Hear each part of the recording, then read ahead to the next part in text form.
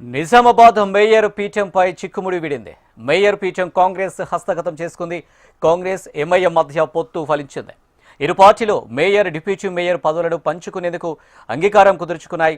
కార్పొరేషన్లోని మొత్తం 60 డివిజన్లు ఉండగా బీజేపీ 28 స్థానాల్లో అతిపెద్ద పార్టీగా నిలిచింది. ఇక కాంగ్రెస్ 17, ఎంఐఎంకు 17, బీఆర్ఎస్కు ఒక స్థానం లభించింది. ఇక ఏ పార్టీ కూడా మ్యాజిక్ ఫిగర్ సీట్లు రాకపోవడంతో నిజామాబాద్లో హంగు ఏర్పడింది. ఇక దీంతో మేయర్ పీఠం దక్కించుకునేందుకు పార్టీలు వ్యూహాత్మక పావులు కదిపాయి.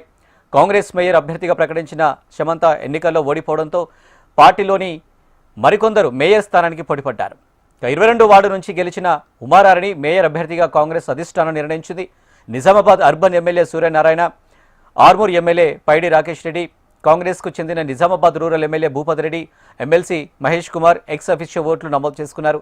ఇక బీజేపీకి 3, కాంగ్రెస్కు 2 ఓట్లు పెరిగినట్లయింది. ఇక బీఆర్ఎస్ అభ్యర్థిని మినహాయించినప్పటికీ కాంగ్రెస్, ఎంఐఎం కూటమికి 33 ఓట్లు అవుతాయి. ఈ నేపథ్యంలో కాంగ్రెస్ మేయర్ పీఠం కాంగ్రెస్ చేజిక్కించుకున్నట్లు అయింది. ఇక దీనికి సంబంధించి మరిన్ని డీటెయిల్స్ మా రీజనల్ కోఆర్డినేటర్ గోపాలకృష్ణ అందిస్తారు. గోపాలకృష్ణ.